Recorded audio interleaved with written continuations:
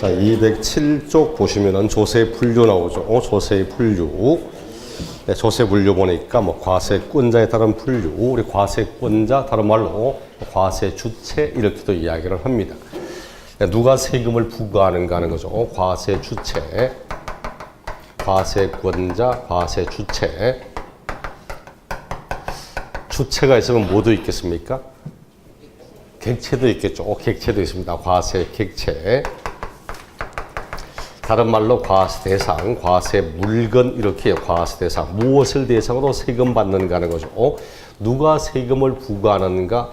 이 권자가 무엇을 대상으로 세금을 부과하는가? 이렇게 이야기를 합니다.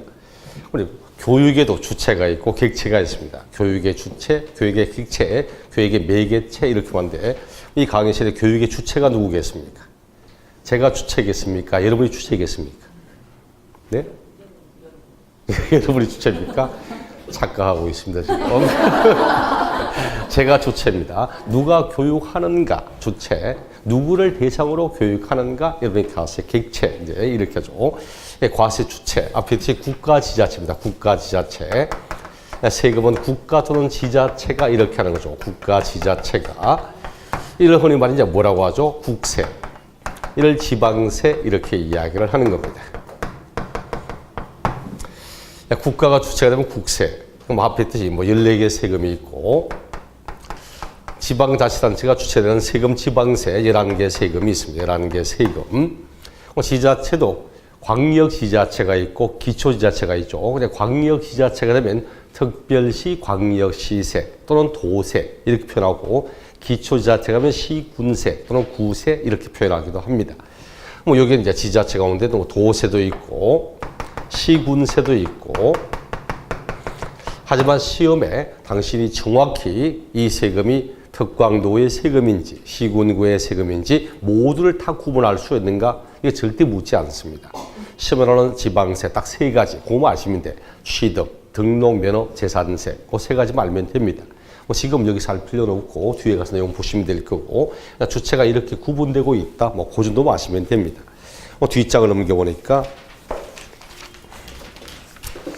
조세 수입의 용도 구분에 따른 분류, 조세 수입의 용도, 수입의 용도하는 게 요 세금을 징수하면 어디에 사용하는가 하는 거, 어디에 사용하는가, 특정한 목적에 사용한다. 반드시 그 목적에만 쓰고 절대 다른 용도로 쓸 수 없다. 이렇게 하는 세금을 목적세라고 하고 일반적인 재정에 어디에 사용하든 관계없다. 이런 세금을 보통세 또는 일반세 이렇게 표현을 합니다.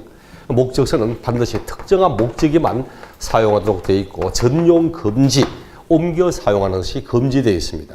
지금은 사라졌지만 과거에 있었던 세금 가운데 가장 대표적인 목적세는 방위세였습니다. 방위세. 지금 방위세 없습니다. 왜 없어졌습니까? 방위세가 왜 없었을까? 1번, 방위제도가 사라졌기 때문에. 아니잖아, 그렇죠? 그럼 지금 방위세는 그 목적을 도달을 했거든. 옛날에는 남북 간의 군비 경쟁에 있어서 우리나라는 일반적인 국방 예산만으로는 도저히 남북 간의 군비 경쟁이 이길 수가 없기 때문에 남북 간의 군비 경쟁을 위해서 목적세를 받았습니다. 지금은 남한과 북한 사이에 경제 격차가 워낙 심하다 보니까 남한에 있는 우리나라에 있는 일반적인 국방 예산만으로도 충분히 군비 경쟁이 이길 수 있기 때문에 이제는 별도의 방위세라는 걸 받을 필요가 없다는 거지. 그러니까 목적세는 그 목적에 도달하면 더 이상 세금을 징수할 필요가 없는 흔히 말하는 한시세 이렇게 일정 시한까지를 두고 징수하는 이런 세금 꽤 많이 있는 편들입니다. 근데 목적세 가운데서도 또다시 국세의 목적세, 지방세 목적세, 국세와 지방세. 국세의 목적세 세 가지가 나오게 되죠. 교교농 세 가지가 있습니다. 교교농. 과거에는 다음 조세 가운데서 목적세인 것은 목적세가 아닌 것은 또 박스를 쳐놓고 다음 박스 안에 있는 내용들 가운데서 국세의 목적세를 골라보라는 동 가끔 나왔는데 10일의 시험을 이후로는 단 한 번도 나온 적이 없습니다. 지금은 아마 나올 확률 자체는 그렇게 많지 않으니까 참고적으로 보시면 됩니다. 교교농이라고 해서 교육세, 그 다음에 교통, 에너지, 환경세, 그리고 농어촌 특별세 요 세 가지가 국세의 목적세 이렇게 표현하고 있습니다. 일단 뭐 세금 제목은 뭐 교재 나오니까 그냥 교교농 이렇게 합니다. 요 세 가지 가운데서 부동산의 관련성을 가지고 있는 세금은 농어촌 특별세 딱 하나밖에 없습니다. 뭐 교육세나 교통에너지 환경세는 부동산과는 아무런 관계가 없고 농특세는 왜 취득세를 얘기되면 취득세, 농특세 따라 붙이기 시작합니다. 그다음 지방세, 목적세 딱 두 가지. 지방세니까 지지 딱 두 가지. 지지, 지방교육세. 그걸 봐요. 교육세는 국세로서의 교육세가 있고 지방세로서 지방교육세가 있습니다. 교육세는 목적세입니다. 예, 교육세가 목적세가 아니고 본세다가 집어넣으면 어떻게 됩니까? 일반적인 내용에다가 교육을 딱 집어넣으면 교육이라는 건 지금 돈을 투자하면 금방 효과가 드러납니까? 아니잖아요. 그렇죠? 정자라는 분이 정자 압니까? 뭐 맹자, 공자, 노자, 장자 하듯이 정자.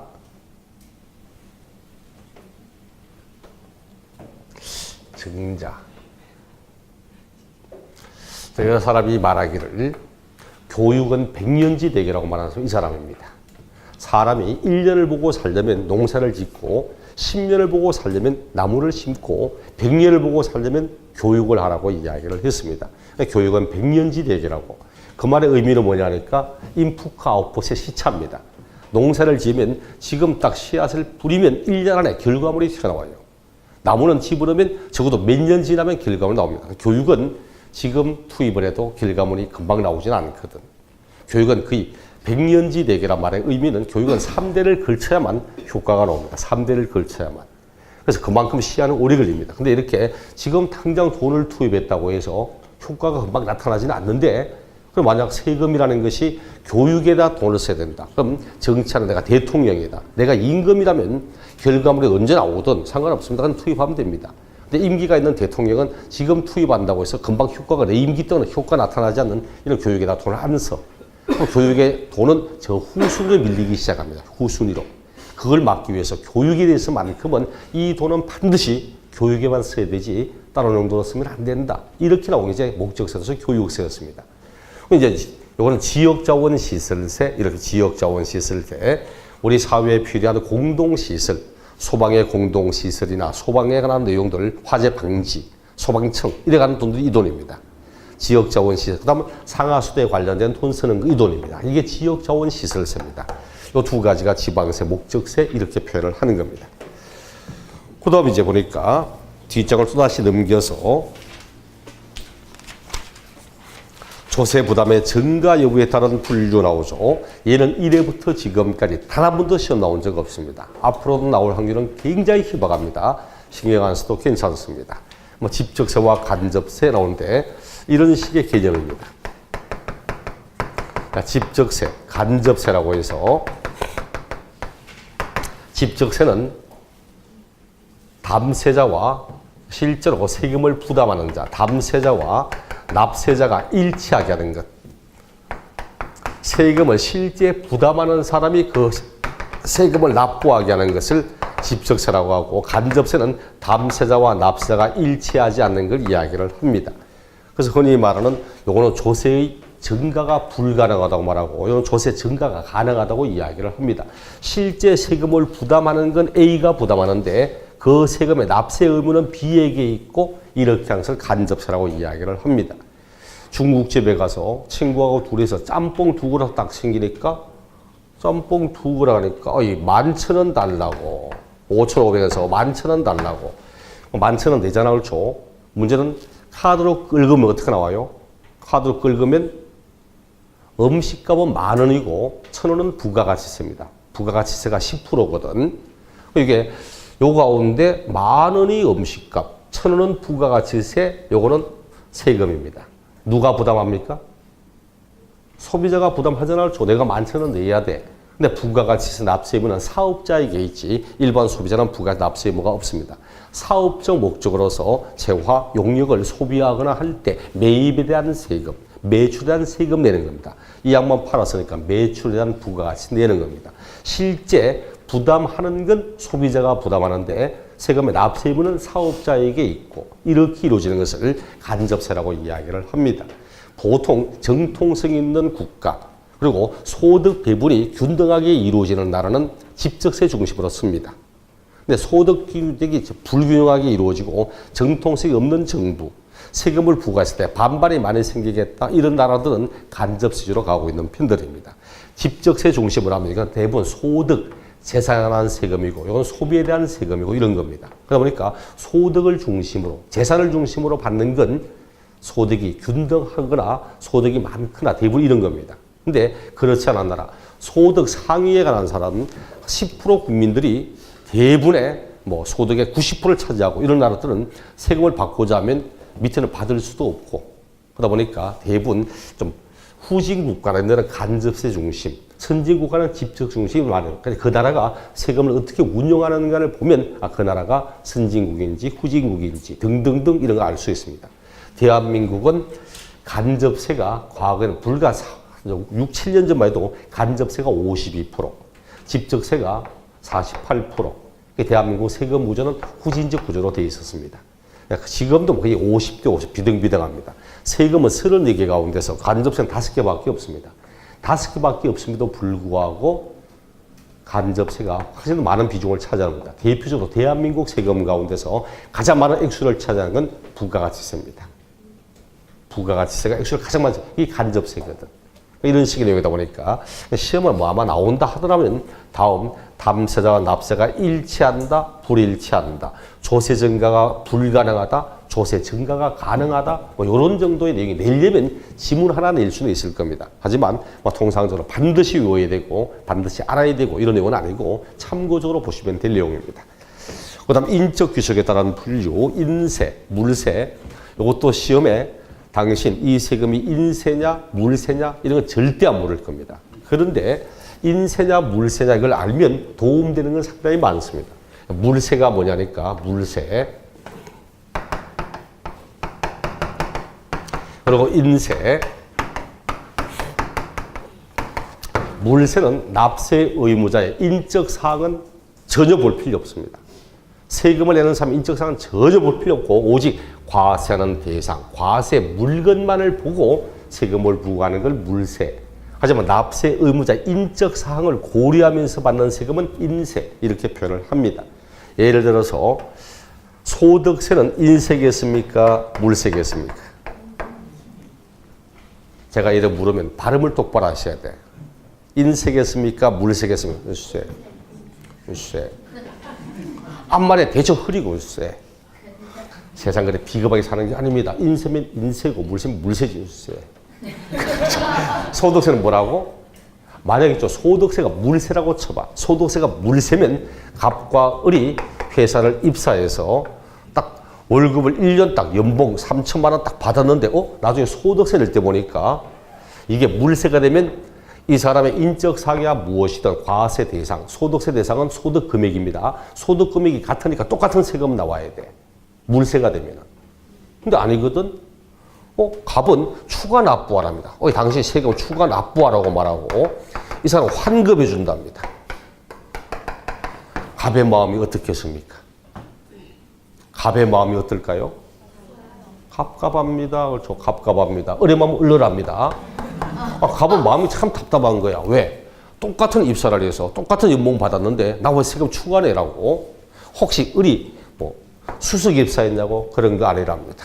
을은 혼인했거든. 얘는 혼자 먹고 살면 되지만 얘는 집사람도 같이 먹고 살아야 되기 때문에 얘 형평을 고려해서 배우자 공제를 해줬답니다. 그럼 이해가 조금 되네. 그래도 차이가 나니까 알라도 있거든. 애도 있잖아. 분유도 더 가야 되고 기저도 차야 되고 등등. 얘도 해야지 하니까 그래도 하니까 어른 모시고 살거든. 그래 니는 혼자 살거든. 그래도 하니까 어른이 자꾸 편찮으시가 의료비가 많이 들어갔기 때문에 의료비 공제해 줬다고. 니는 그러니까 아프지도 않답니다. 지는. 그러다 보니까 얘는 종교단체가 있기 때문에 종교단체 내는 돈도 있고 하니까 니는 지를 믿는답니다. 아무것도 뺄 게 없어. 그래 된 거야.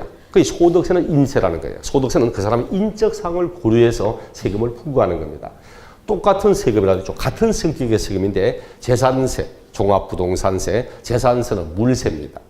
재산세는 물세이기 때문에 재산세는 이 사람이 아무리 많은 주택을 가지고 있어도 갑의 집이네, 갑의 집이네, 갑의 집이네, 뭐 인적사항을 볼 필요가 없어요. 물건만 보면 됩니다. 재산세는 그래서 하나하나 물건별로 따로따로 세금 나옵니다.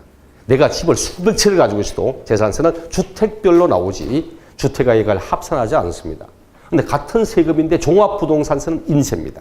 인세이기 때문에 종합부동산세는 그 사람이 소유하는 주택의 가액을 합산하여 세금을 부과하게 됩니다. 그 물세가 되면 흔히 말하는 개별 과세입니다. 물건별로 각각 개별적으로 과세하고 인세가 되면 합산 과세하도록 하고 있습니다. 시험에 나오는 지방세는 다 물세입니다.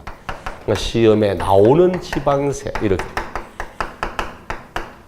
시험에 나오는 지방세는 다 물세입니다. 여러분 시험에 지방세 문제 나올 때 뭐 그 사람이 소유하는 재산의 가액을 합산하여 세금을 부과하고 이렇게 말하면 백발백중 틀린 지문 보시면 됩니다. 그 27회 시험 때 나왔던 지문이 다음 재산세 설명으로 바르지 않은 걸 찾아라. 그때 정답이 한 사람이 여러 개 주택을 보유한 경우 주택의 가액을 합산하여 세액을 산출하고 틀렸다. 정답. 그게 정답이었습니다. 아무리 많은 주택을 취득해도 하나하나 취득세 따로따로, 아무리 많은 등기 등록을 해도 등록세 따로따로, 아무리 많은 집을 가지고 있어도 재산세 따로따로 부과하는 것이 합산하지 않습니다. 물론 예외는 있습니다. 토지에 대한 재산세만큼은 합산합니다. 그거는 이제 과거에 종합토지세라는, 지금은 재산세인데 과거에는 토지는 종합토지세라는 세금 됐습니다. 그놈은 지방세지만 인세였거든. 통합됐지만 토지만큼은 합산과세입니다. 지방세는 시험에 지방세라면 원칙적으로 개별과세하더라. 이렇게 원칙적으로 개별과세한다. 어려보시면 되고 인세가 나오면 시험에 나오는 국세는 다 인세입니다. 시험에 나오는 국세는 다 인세이기 때문에 얘는 합산과세합니다.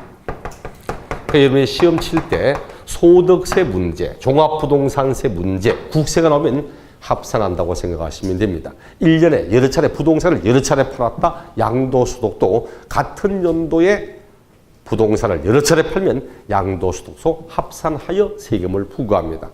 합산한다는 말은 무슨 뜻이겠습니까? 합산한다는 말은 누진세를 쓰겠다는 뜻입니다. 금액이 1억일 때 1%, 10억일 때 1%, 100억일 때 1%면 합칠 필요 없잖아. 1% 하면 되지. 근데 1억이면 1%인데 10억 되니까 3% 되고 100억 되면 5% 된다면 합칠 필요가 있잖아요. 그렇죠? 소득세 누진세 씁니다. 종합부동산세 누진세 씁니다.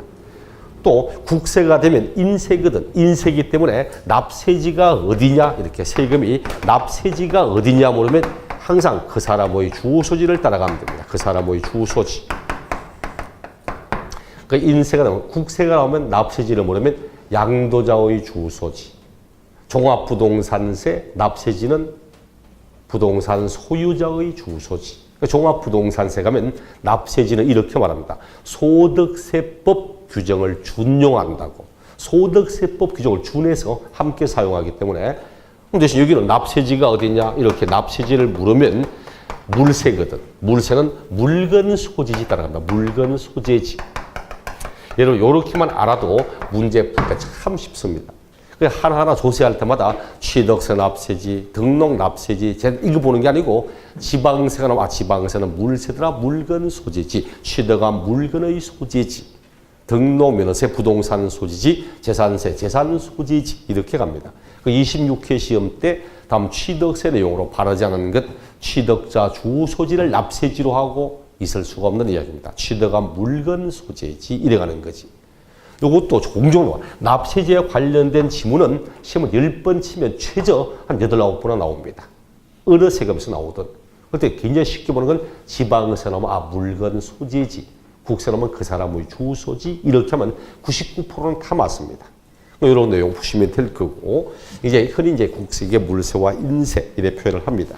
교부제는 납세 의무자의 과세 환경을 중심적으로 하고 그에게 귀속되는 소득, 재산, 기타 인적 사항을 납세자의 조세 부담 능력을 고려하여 과세하는 조세를 말한다. 뭐라 하는지 분명히 조선말은 조선말 같은데 이래 말하면 이게 무슨 뜻인가를 몰라요.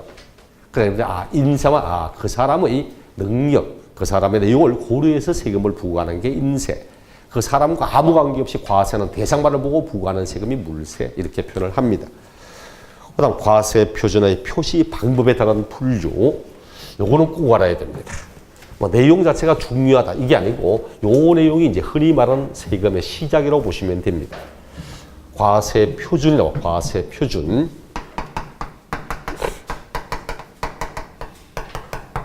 과세 표준에 곱하기 세율. 이렇게 해서 구한 것을 산출세액이라고 이야기를 합니다. 산출세액.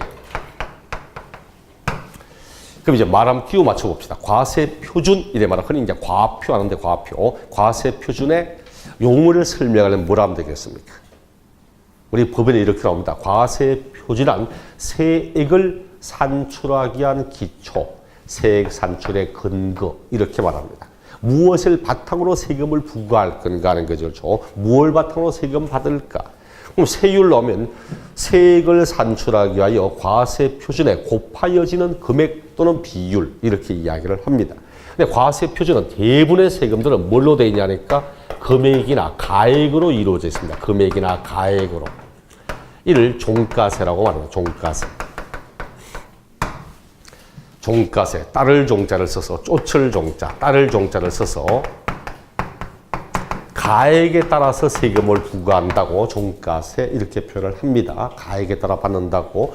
취득세는 내가 취득한 물건의 가액에 곱하기 세율, 전세권 설정 등기 하면 전세 금액에 곱하기 세율, 저당권 설정하면 채권 금액에 곱하기 세율, 이렇게 합니다. 재산세, 재산 금액에 곱하기 세율, 종합부동산세, 부동산 가액에 곱하기 세율, 소득 금액에 곱하기 세율. 이렇게 대부분의 세금들은 금액과 가액을 바탕으로 세금 받습니다. 이게 종가세고, 근데 일부 세금들은 금액이나 가액이 아니라 수량이라든지 면적이라든지 뭐 건수라든지 뭐 용적이라든지 등 이런 것들을 바탕으로 세금을 부과하기도 합니다. 이런 걸 뭐라고 하니까 종량세라고 합니다. 종량세. 무엇에 따라서 수량 등에 따라서 세금을 받는다고 해서 종량세라고 합니다. 우리 종량 어디서 많이 봤습니까? 저 쓰레기 종량됐었잖아요. 그렇죠? 과거에는 이게 오물세가 있었거든. 기억납니까? 옛날에 오물세라고 있었어. 가구당 2,500원 뭐 이런 식으로.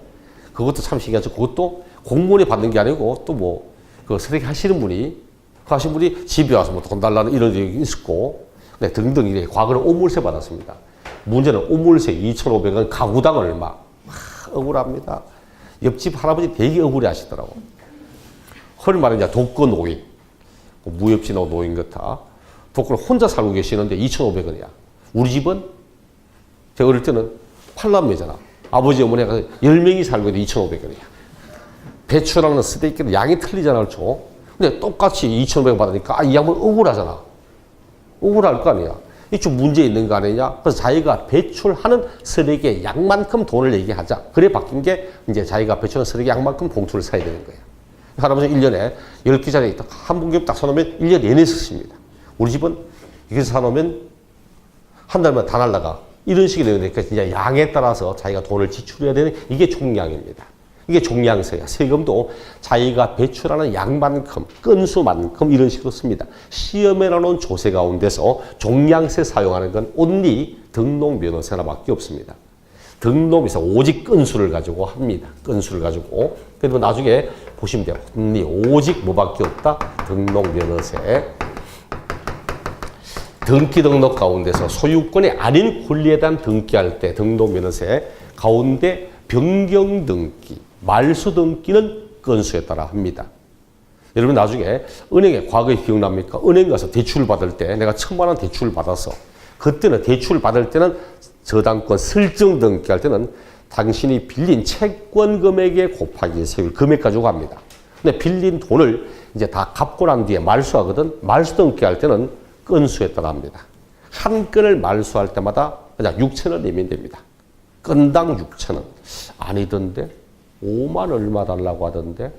아마 그럴 겁니다. 빌렸다가 나중에 갚을 때 5만 얼마 달라고 할 겁니다. 그 5만 얼마가 뭐냐니까 원래 세금 등록세 6,000원. 6,000원. 그 6,000원에 대한 지방교육세 20% 1,200원, 7,200원.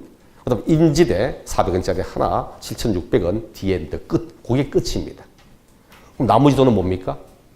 나머지 돈은 법무사 수수료입니다. 나머지는 올 법무사 수수료입니다. 물론 그 가운데 일부는 은행에 대한 리베이트가 있을 수도 있을 거고 하지만 내 힘으로 내가 직접 하면 차비까지 다 합쳐서 만하면 끝납니다. 내가 은행 가서 이 채무를 변제했다는 사실을 증명하는 자료 받아서 등기소가 제출하면 말소해 줍니다. 그럼 나머지 4만 얼마? 가족들하고 저녁에 삼겹살과 구워 먹으면 되잖아. 그거 얼마나 좋아. 나중에 여러분이 업을 하실 때는 있죠. 여러분이 등기할 줄 알아야 됩니다. 내가 할 줄 알면서 법무사를 부르는 거하고 내가 못하기 때문에 부르는 건 차이가 많잖아. 가장 대표적인 게 중국집이잖아. 주인이 아무 음식 뭐라고 하면서 막 주방장과 다툼이 생겨 주방장 나가버리면 새로운 주방장 구할 때까지 중국집 문 닫아야 됩니다. 그런 게 건조가 좀 많거든. 그러다 보니까 여러분이 나중에 여러분이 직접 소유권 부동산 사시면 소유권 이전 등기도 한번 해보세요. 굉장히 쉽습니다. 흔히 말하는 대한민국은 IT 강국인데 내 이놈이 나가서 딱 좀 소유권 이전 등기에 필요한 서류 딱 치면 조르르 나옵니다. 과거에는 채권 금액 얼마인가 하면 은행에서 잘 안 갖추고 등기도 안 갖추는데 요즘은 은행 가서 이거 내가 이거 샀기 때문에 채권 얼마만 물으면 막 가르칩니다. 이런 식이 되면은 고객이 본인이 직접 한두 번만 해보시면 아 이게 등기하는 게 아무것도 아니구나. 또 내가 하면 확실한 믿음 생기. 남한테 맡겨놓으면 이게 제대로 된 건지 아닌지 잘 모르고. 그러니까 여러분이 해보셔야 돼. 하도 지금 부동산의 중개업이 과거에 또 몇 년 동안 잘 안 되던 부분이 있다 보니까 어떤 일가 업소가니까 업소에서 말이 법무사한테 맡기면요 20 몇만 원, 30만 좀 주셔야 되는데 제가 직접 해드릴게요. 10만 원만 주시면 이런 분이 있더라니까. 본인이 직접 가서 이 사람 이전 등기를 본인이 직접 해가지고 갖다 주는 경우도 생깁니다, 진짜. 이런 식이 나니까 여러분 한번 알아야 됩니다. 그 시험에 등록면허서 가운데 변경 등기, 말소 등기는 건수를 쓰는 겁니다. 그럼 거기에 따라서 세율이 어떻게 바뀌는 거야?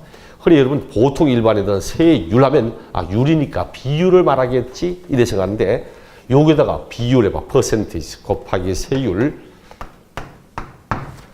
자 여기다가 비율 퍼센티지 쓸 수 있습니까? 그래서 수량 한 개에 10%, 한 개에 10%면 얼마 받아야 됩니까? 한 개에 10%면 세금 얼마 받아야 돼요? 한 개에 10%랍니다. 물 1리터에 10% 맡겼다. 그럼 세금 0.1리터 내면 됩니까? 세금이 물로 보입니까? 없잖아. 이러면 세금의 액수라는 게 나올 수가 없습니다. 그래서 과세 표준이 종량세가 되면 세율은 금액으로 나오는 겁니다. 금액으로. 그러면 1리터에 10원, 아마 2리터면 20원 내면 되고, 한 건당 6,000원, 두 건 말소면 12,000원 내면 되고, 세 건 말소면 18,000원 내면 되는 겁니다. 이렇게 과세 표준이 종량세가 되면 세율은 금액으로 나오면서 과표 이 금액이 얼마든 똑같은 세금 나옵니다. 1,000만 원짜리 말소 등기에도 6,000원, 1억짜리 말소도 6,000원, 1,000억짜리 말소도 6,000원입니다. 그래서 이렇게 나온다고 해서를 세율할 때는 정액세라고 합니다. 정액세. 세금의 액수가 일정하다고 정액세 이렇게 표현하는 거고 여기는 이제 비율 나와요. 비율. 여기는 퍼센티지 나옵니다. 나올 때 금액의 크기가 얼마든 언제나 일정하다. 이게 이렇게 된 것을 정률세라고 합니다. 정률세. 다른 말로 비례세 이렇게 표현합니다. 정률, 세율이 일정하다는 뜻입니다. 우리 취득세 같은 경우 취득세 상가점포 사봐. 상가점포 사면 매매로 사면 1억짜리 점포를 사도 4%, 10억짜리 건물 사도 4%, 1,000억짜리 건물 사도 4% 똑같습니다. 내가 취득한 물건의 가액이 얼마든 세율은 언제나 일정하게 똑같이 나오게 됩니다. 대신 요 금액의 크기에 따라 세율이 변동되고 있다. 이렇게 되는 것을 누진세라고 합니다. 누진세. 누적되어 간다는 거죠. 우리 누진 어디서 많이 들어봤습니까? 뭐 퇴직금 누진제, 전기요금 누진세를 줘. 전기를 많이 쓰면 많이 써서 점점 거의 비율이 높아지기 시작합니다. 소득세는 최저 6%부터 1년간 발생한 자신의 소득이 1,200만 원 이하. 즉 월 소득이 경비 다 빼고 월 소득이 한 달에 100만 원 이하인 분은 세율이 6%가 나오게 됩니다. 근데 소득 금액이 다 빼고 과표가 5억이 넘어가기 시작하면 그때부터는 40%가 나오기 시작합니다. 40%가. 그러니까 최저 6%부터 최대 40%까지 이렇게 6단계로 누진세율을 사용하고 있는 편들입니다. 그러니까 누진세는 금액의 크기에 따라 세율이 달라지고 있는 것을 누진세라고 이야기를 합니다. 이를 뭐 그림으로 나타내면 뭐 그림 그리실 필요는 없고 여기에 금액의 크기가 있다. 여기에 제로에서 적다, 크다. 세율이 어떻게 달라지는가 하니까 금액이 얼마든 세율이 똑같이 가는가. 이게 증액세입니다. 네, 금액의 크기에 따라 세율이 변동되다. 이게 누진세입니다. 금액이 1억일 때는 세율은 여기에 있는데 금액이 커지기 시작하면 그때는 세율도 어떻게 됩니까? 금액이 커지면 세율도 따라서 높아지는 이런 방식인 게 이게 누진세입니다. 여러분이 배울 때는 아마 누진세, 그리고 정률세, 그리고 정액세, 이 세 가지를 이야기를 할 겁니다. 그 가운데 이제 흔히 비례세란 말은 요거는 세율 구조가 아니고 금액 보고, 예를 들어서 1억이다. 1억에 10%. 1억에 10%면 세금 얼마죠? 1억 원에 10%. 1,000만 원. 2억이면 20%. 3억이면 3천만 원. 요 금액의 크기에 비례하여 세액이 증가한다고 비례세 이렇게 이야기를 합니다. 시험 문제 낼 때 그래요. 봐보면 24회 시험 때 다음 재산세 문제를 출제하면서 다음 과세 표준의 금액이 커질수록 그 세액이 누진적으로 증가되는 어쩌고 이런 문제 나왔습니다. 그게 그 말이 흔히 말 누진세를 쓰는 대상을 찾아보라는 뜻입니다. 얘는 과표 금액의 크기에 비례하여 세액이 증가하지 과표 금액 크기에 따라 세액이 누진적으로 증가되지는 않거든. 그래서 이제 시험 문제 다음 재산세 대상 가운데 누진세를 쓰는 이래 말하면 참 쉬운 문제인데 그렇게 되지 않고 과표 금액이 커질수록 그 세액도 누진적으로 증가가 되는 어쩌고 저쩌고 이런 식으로 표현을 하는 겁니다. 시험의 문제를 볼 때는 얘가 무엇을 묻고자 하는지, 무엇한테 의미하고 있는지, 나보고 뭘 찾으라고 하는지 그 문제의 의미를 정확히 이해를 해야 됩니다. 근데 의미를 알기 위해서는 요 말의 의미를, 뜻을 알아야 되거든. 이게 단순히 그냥 수업하면 이렇게 된 누진세, 이건 비례세, 나중에 이런 보통 안 합니다. 이게 보통 격주한다, 이런 수업, 이런 못 합니다. 이런 식으로 수업하면 도저히 진도를 맞출 수가 없거든. 근데 여기는 이제 기본적인 내용을 매주 하니까 제가 설명을 하는 겁니다. 만약 이래 하면 나중에 그런 문제 나와도 무슨 뜻인지 의미를 알 수 있기 때문에 이제 이렇게 설명을 드리는 겁니다. 요 뒤에 내용도 있지만 잠시 후에 볼 거고, 우리 일단 교재를 보아서 과세 표준의 표시 방법에 따라서 금액과 가액을 바탕으로 하는 것을 종가세라고 이야기를 하고, 그 다음 종량세, 수량이라든지 면적이라든지 등을 바탕으로 한 걸 종량세라고 이야기를 합니다. 그러니까 여러분 머릿속에는 딱 합니다. 머릿속에는 시험에 나오는 세금 가운데 유일하게 종량세를 쓰는 건 뭐밖에 없다? 이놈밖에 없다고. 등록세는 종가세를 쓰면서도 종량세를 함께 사용하고 있습니다. 여기 한번 우리 22회 때 취득세와 등록세를 비교하는 문제. 다음 취득세와 등록면허세를 비교한 내용으로 올바른 걸 찾아라. 과세 표준의 표시. 다음서 취득세, 종량세, 종가세 등등 나오고 옛날 또 나왔습니다. 취득세는 종가세만을 사용하지만 등록면허세는 종가세와 종량세를 함께 사용하고 있다. 왜? 얘가 유일하게 지원처만 하다 보니까 이거는 등록면허세가 지니고 있는 특성이거든. 한 문제 나오는 세금은 세금 자체가 지니고 있는 다른 세금과의 차이점, 자기 고유의 특성 이런 걸 거의 묻는 편들입니다. 그래서 항상 종량세와 등록면허세 얘만 딱 생각하시면 될 거고, 뒤에 등록세 할 때 또다시 볼 겁니다. 그 다음 담세력에 따른 분류 전혀 보실 필요가 없고 지금은 이렇게 분류하지는 않습니다. 지금 이런 분류는 하지 않기 때문에 신경 쓸 필요 없고, 조세의 독립성에 따른 분류 요거는 봐야 됩니다. 자주는 아니라도 시험에 종종 이제 한 문제씩 내는 부분입니다. 조세의 독립성에 따른 분류라고 해서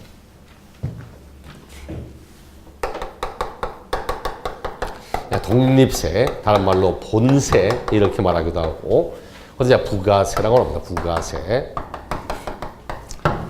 부가세라고 해서 우리 물건 사면 부가세 포함, 부가세 별도 이런 이야기 하죠. 그때 부가세는 부가가치세를 나타내는 뜻입니다. 요거는 그 뜻이 아니고 요거는 부가, 덧붙여 받는 세금 이런 뜻입니다. 덧붙여 받는 세금. 얘는 혼자서는 절대 못 나옵니다. 혼자서는 나올 수 없고 앞에 있는 본세가 나오면, 독립세 나오면 나도 요 세금에 얼마를 받겠다 이렇게 따라 붙이는 세금이지 혼자서는 나올 수 없는 세금입니다. 뭐 여러분 재산세는 밑에 지방교육세 얼마 나옵니다. 걔는 바로 재산세에 따라 붙이는 세금입니다.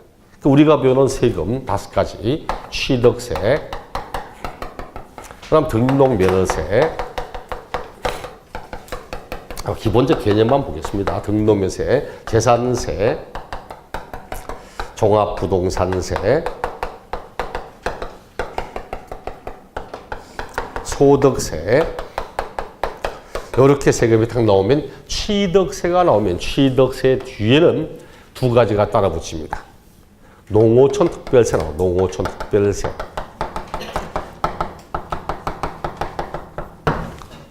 어디서 봤습니까? 농특세? 농특세 뭐 할 때 봤습니까? 앞에 국세의 목적세 할 때 그렇죠. 국세로서 목적세, 농특세 나오죠. 그럼 이게 지방교육세 나옵니다. 지방교육세. 취득세 뒤에는 2가지의 부가세가 함께 나옵니다. 원래는 하나밖에 없어. 원래 취득세 뒤에는 농특세밖에 안 나왔습니다.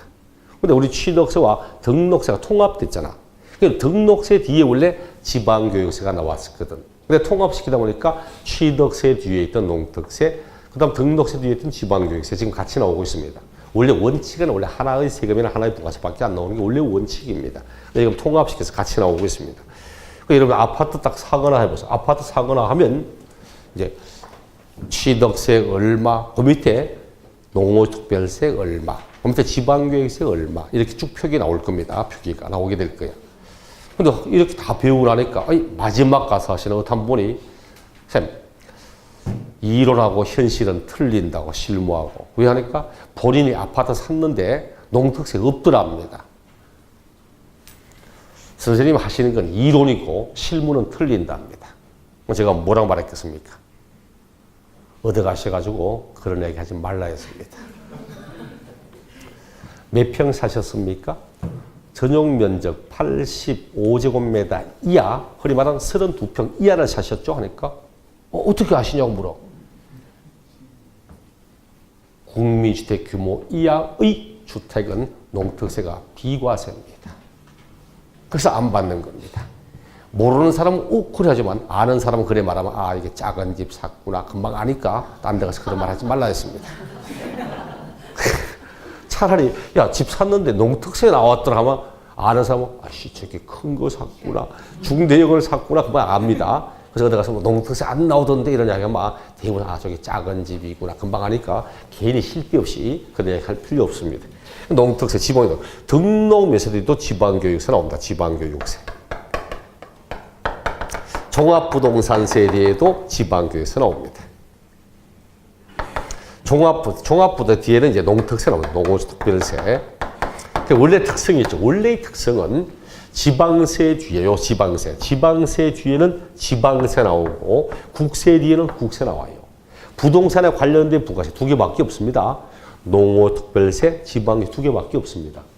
여러분 시험 칠 때 다음 본세와 지방세 연결이 바르고 어쩌고저쩌고 문제 나오면 지방세 나오면 무조건 뒤에 지방교육세, 국세 나오면 국세 이래 가면 됩니다. 유일하게 요놈이 특징이 있어요. 딱 튀잖아 그렇죠. 취득세, 농특세 요놈만 빼고 나면 나머지는 모두 국세 뒤에는 국세, 지방세 뒤에 국세 나옵니다. 또 소득세 뒤에는 원래 부가세가 없습니다. 원래는 소득세 뒤에 주민세 있었습니다. 주민세. 혹시 그런 기억 납니까? 옛날에 월급 받으면 갑것에 넣어서 갑주골로 소득세. 갑것에 넣으면 소득세 얼마. 그 밑에 주민세 얼마. 은행 통장 찍어도 이자 소득 얼마 나오면 그 밑에 주민세 얼마 찍혀 나왔어. 근데 이게 몇 년 전에 이제 법이 바뀌어서 지금은 주민세가 나오지 않고 소득세 뒤에는 지방소득세입니다. 지방소득세.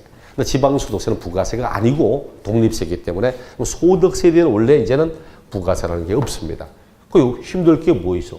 부가세 딱 문제 나오면 부가세 2개밖에 없더라.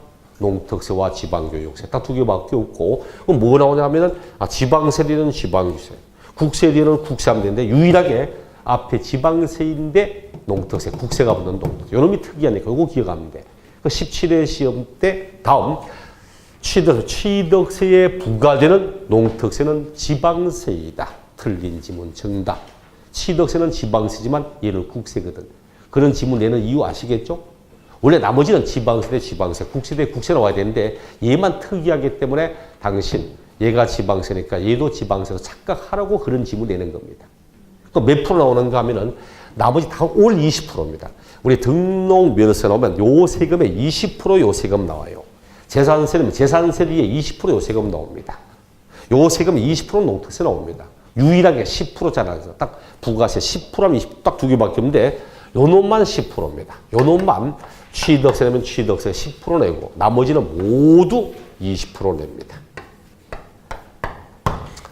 요거보다 좀 더 깊은 이야기는 이제 1월달 가서 세부적인 걸 할 때 해보겠습니다. 지금은 세세한 내용 다 하면은 세법이라는 건 공법과 함께 가장 세금이 매년 바뀌는 게 세법이거든. 민법은 안 바뀝니다. 민법은 80년도에 바뀌고 그리고 그 이후나 막 개정된 경우 거의 없어요. 80년대, 1980년도 민법 바뀐데 그때 민법 개정의 가장 큰 특징이 남녀 평등이었습니다. 남녀 평등. 80 민법의 가장 큰 특징이었어요. 옛날에는 친족하면 친족은 아버지 계열, 부친 계열로 8촌, 목의 4촌까지가 친족이었습니다. 지금은 80년 민법 바뀌면서 아버지 쪽으로 8촌, 목의 8촌, 똑같이 이제 부계도 8촌, 목에도 8촌 이런 식으로 해서 그 당시 80년 민법의 가장 큰 특징이 이제 남녀 평등이라는 내용인데 기억납니다. 그 민법 바뀌고 난 뒤에 시험 칠 때 그거 바뀐 거 생각하고 공부한다고 47대 내가 84년도 47대도 딱 보면서 바뀌어가지고 갑자기 학교 다닐 때 뵀다가 또 틀려가지고 한동 많이 느꼈던 생각나는데 어쨌든 이런 식으로 내용되어 있습니다. 이렇게 기본적으로 어떤 세금에 어떤 부가세 나오는지 뭐 얼마 나오는지 참고적으로 보시면 될 거고 그 다음 212쪽 부동산 관련 조세의 체계 이름을 나오죠. 부동산 관련 조세의 체계라고 해서 부동산 취득할 때, 부동산을 보유할 때, 부동산을 양도할 때 나오는 세금 이야기를 합니다. 그리고 부동산을 취득할 때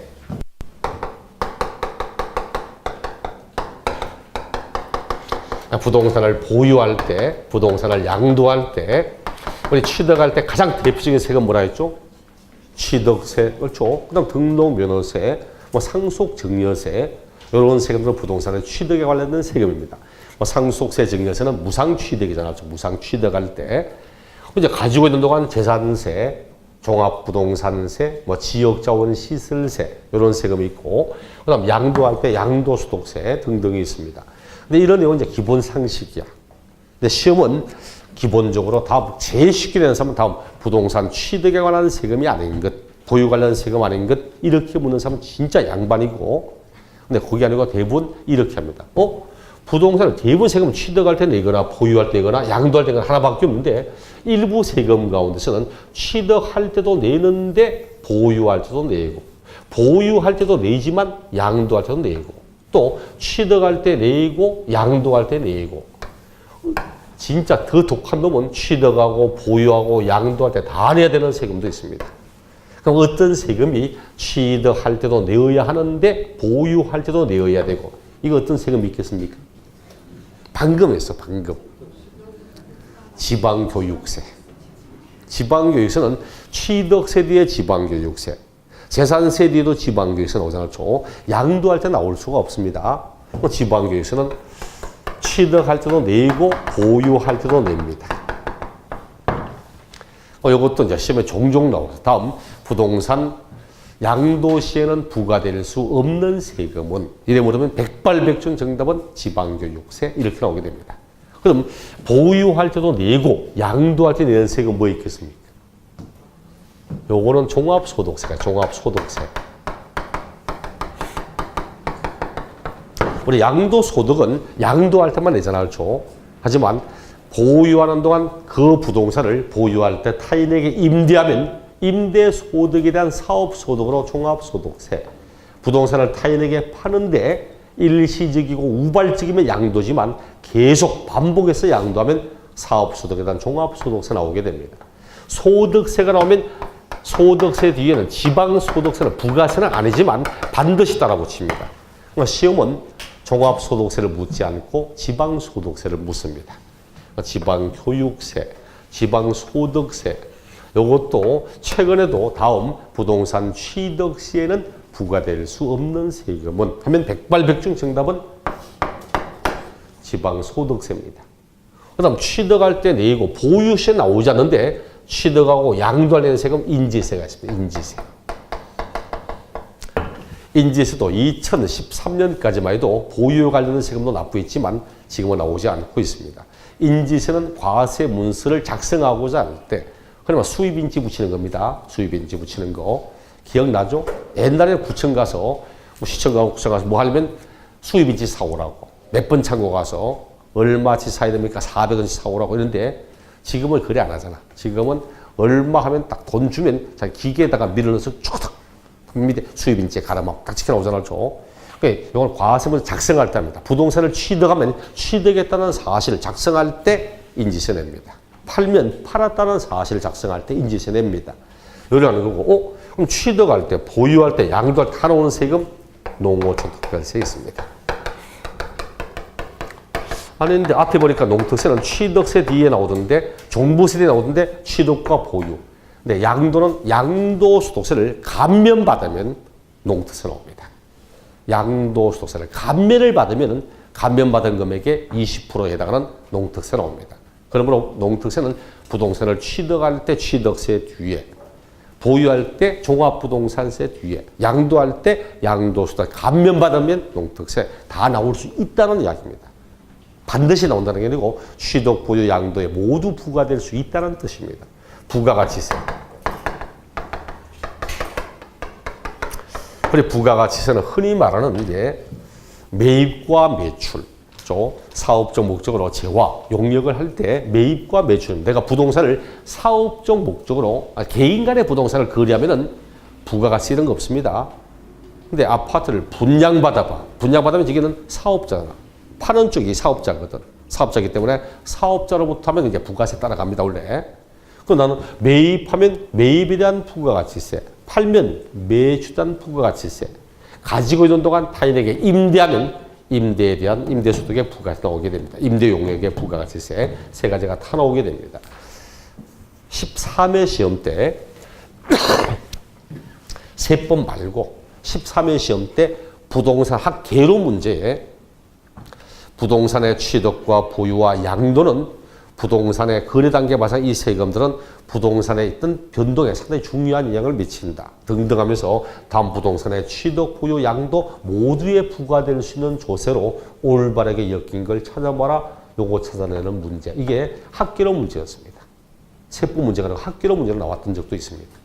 근데 지금 우리 시험은 얘들은 취득과 보유, 보유와 양도, 보유 취득과 양도 전 단계 타놓은 세금. 요거는 시험을 10번 치면 10번 가운데 최단 5번 정도.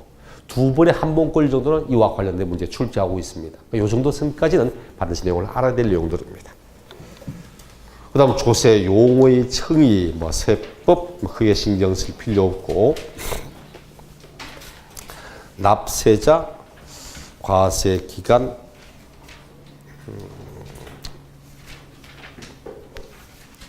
납세자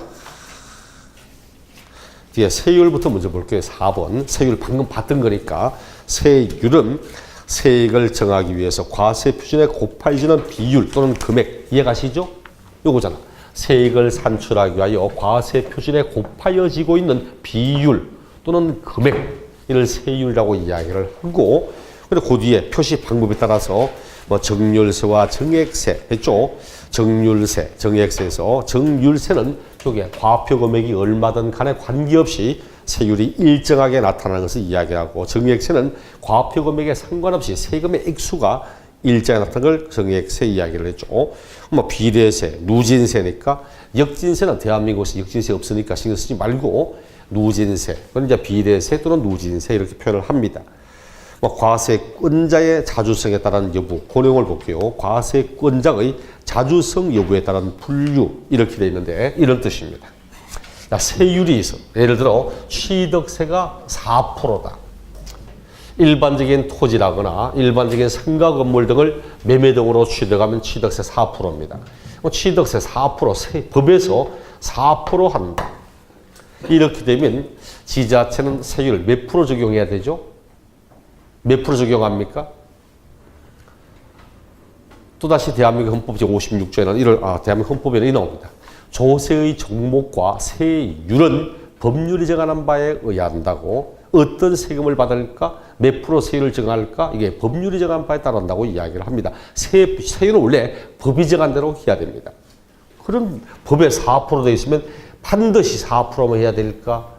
혹시 4% 말고 좀 더 높이 적용하거나 좀 더 낮게 할 수는 없을까? 이렇게 나오는 것을 이제 표준세율, 탄력세율 이렇게 이야기를 합니다. 세율을 지자체, 국세는 안 됩니다. 지방세 때문에 지방세에서 지방세 할 때 지자체가 세율을 조정할 때 탄력적으로 좀 변동시킬 수 있을까? 이렇게 하는 것을 이제 이야기를 하죠. 우리 밑에 교재를 보니까 일정 세율, 표준 세율, 제한 세율, 임의 세율 나오는데 2번 표준 세율만 보십시오. 표준 세율만. 표준 세율 그 밑에다가 괄호 쳐서 탄력 세율 이렇게 적어놓고 탄력 세율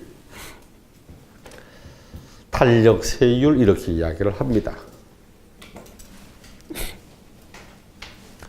자, 읽어볼게요. IMF 환란이 끝나고, 자, IMF 끝난 거 아니고 끝나가는 시점에 2001년 정도 시점, 97년도 하반기 IMF 환란 터지면서 2001년 정도 시점이 되니까 이때부터 서서히 이제 좀 탈피하기 시작하더라고. 근데 이때부터 2001년, 2002년부터 2009년, 2008년 정도까지 이때 부동산의 가격이 천정부지가 뛰어 올랐습니다. 엄청나게 이제 올랐습니다. 엄청나게. 불과 1억 얼마 하던 게 2008년 가니까 10억 얼마 가더라고. 제가 2001년도 9월 달에 청담동에, 강남구 청담동에 18평 아파트 하나 샀습니다. 요거 하나 제가 실제로 취득을 했습니다. 얼마 주고 샀냐니까 1억 4천만 원 주고 하나 샀습니다. 1억 4천 하면서 대출을 1억 2천을 받았고 국민의 성수동에 가서 1억 2천만 대출 받았고 그 당시 그 아파트에 살고 있는 사람이 보증금 1,000만 원에 월 60만 원인가 살고 있었습니다. 자, 이제 몇 년 전입니까? 거의 6년 이전에도 그 아파트에 보증금 1,000만 원에 월 60만 원이었어. 근데 1억 4천만 대출 받았는데 이자를 쭉 하고 나니까 결국 내 돈 딱 1,000만 원 들어갔습니다. 내 돈 현금 1,000만 딱 들어가고 나머지 대출 1억 2천. 그 다음 원래 보증금 1,000만 원 있으니까 딱 1,000만 원 나는데 은행 이자 냈는데 보증금 60만 원 받아서 은행 이자 내고 나니까 한 5, 6만 남더라고 오히려. 그 5, 6만 원 계속 사실 벌었지. 벌다 딱 1년 지났습니다. 2002년에 팔았습니다. 2002년에 딱 1년 지나 팔았습니다. 1억 4천 주고 샀던 거 2억 7천에 팔았습니다. 1억 3천 올랐잖아. 1년 지나 팔았습니다. 그 애들 엄마한테 이야기, 봐, 당신 남편 이런 사람이라고.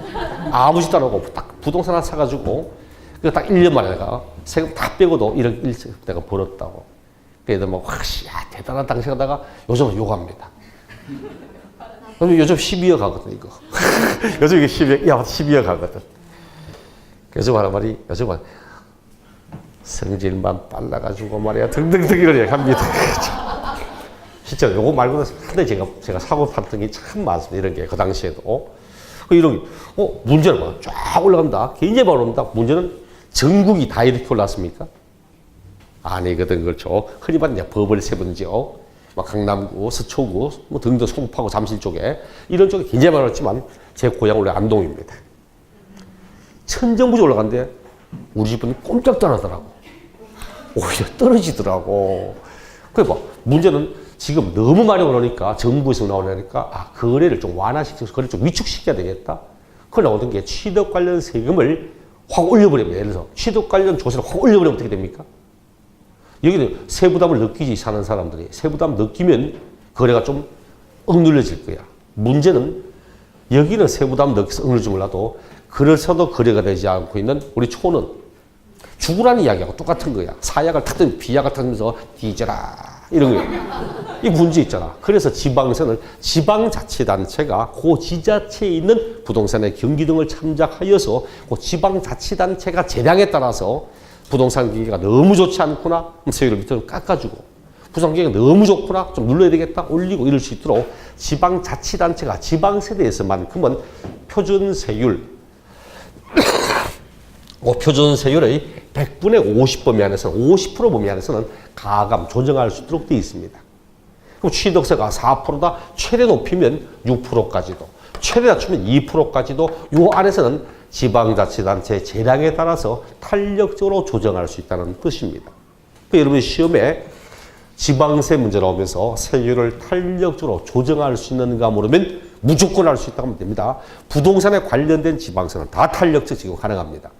얼마가 적용 가능한가 물으면 무조건 표준세율 요 세금의 50% 범위 안에서는 가할 수도 있고 감할 수도 있다. 이렇게 보시면 됩니다. 디엔드 끝. 그게 끝이에요. 막 표준세율 의미를 알죠. 우리 표준자 붙이는 말 뭐 있습니까? 표준자 붙이는 거, 뭐 표준 키, 표준 IQ, 뭐 표준 몸무게 등등 하잖아요. 그렇죠? 모든 사람들이 다 표준 키가 됩니까? 아잖아. 큰 키도 있고 작은 키도 있잖아요. 그렇죠? 그처럼 세율도 통상적으로는 이렇게 돼 있지만 좀 더 높게도 낮게도 할 수 있다. 이런 의미 쓰는 게 표준세율 이렇게 이야기를 합니다. 연배가 저하고 비슷한 분은 표준 딱 물으면 표준전과 뭐 이런 게 먼저 떠오를 건데 옛날 어릴 때 우리가 표준전과, 동아전과 봤던 기억이 있어가지고 표준 저는 표준 제일 먼저 떠오르는 게 표준 IQ. 표준 IQ가 얼마겠습니까? 네, 100. 표준 IQ는 100입니다. 본인 IQ 말하지 말고 표준 IQ로 말하면 됩니다. 표준 IQ 100입니다. 여기 딱 평균치입니다. 100. 자, 본인이 평균을 까먹고 있다고 느끼시는 분. 아무도 없구나. 다 100 이상은 되는구나. 그럼 IQ 100하고 IQ 110하고 누가 IQ 높습니까? 아닙니다. IQ는 구간 점수입니다. IQ는 한 칸 갖다 15단위가 15단위. 115. IQ 100이나 120, 110이나 똑같은 IQ입니다. IQ 130, 145 이래 갑니다. 반응이 없다. 사람 원래 자기 게 안 나오면 반응이 없어. 그럼 밑에 자기 거 나올 수 있어. 85. 벌써 자기 거 나오면 되게 좋아하잖아. 55. 그렇죠? 사람들이 우리 이렇게 85에서 115. 이게 68%입니다. 대부분의 사람들이 70%는 IQ가 요 안에 범위에 있습니다. 요 안에서 한번 평범한 사람이라고 이야기를 합니다. 여기에 있는 사람, 요 안에 95%가 이 안에 있습니다. 요 안에 99.5%가 이 안에 있습니다. 여기에 0.25%, 여기에 0.25%. 여기 있는 사람을 평범한 사람이라고 말하고, 여기 있는 애들을 IQ 115에서 103 사이를 우수하라고 이야기를 합니다. 여기에 130, 145에서 여기를 영재라고 이야기를 합니다. 여기를 천재라고 합니다. 천재 재수 없는 놈들 천재라고 이야기를 합니다. 여기에 있는 사람들 부진하라고 이야기를 합니다. 여기에 있는 사람들을 노둔이라고 표시합니다. 보통 노둔. 여기 있는 애들을 아다다라고 말합니다. 아다다. 백치 아다다. 백치입니다. 보통 여기 있잖아요. 이런 것처럼 세율도 원래 있던 요 표준적 내용보다 높게 할 수 있고 낮게 할 수 있다. 시험에 뭐라고 했죠, 제가? 그렇죠. 지방세, 시험에 탄력세를 적용할 수 있는가 물으면 무조건 할 수 있다고 말하고, 얼마 하는가? 50% 범위 안에서 가감할 수 있다. 이렇게 이야기를 하면 됩니다. 여기가 뭐 26회 때 등록면허 문제 나오면서 다음 올바른 내용을 찾아라. 그때 정답이 등록면허는 표준세율의 100분의 50 범위 안에서 거세를 가감 조정할 수 있다. 오케이, 정답. 이렇게 나오기도 하는 겁니다. 그 다음 과세의 최저는 잠시 놔두고 이렇게 세액을 산출을 합니다. 산출한 그 세금을 자 이제 어떻게 징수할 거냐 문제 나오는데, 우리 교재는 보니까 뭐 징수가 저 뒤에 나오더라고 보니까. 원래는 이어져서 나와야 되는 건데, 세금의 징수가 보자. 어디에 나오지? 세금의 징수. 네, 218쪽에 보면은 납세용 확정에 따른 부가징수 방법 이런 말 나오죠. 잠시 후에 요 내용부터 보겠습니다.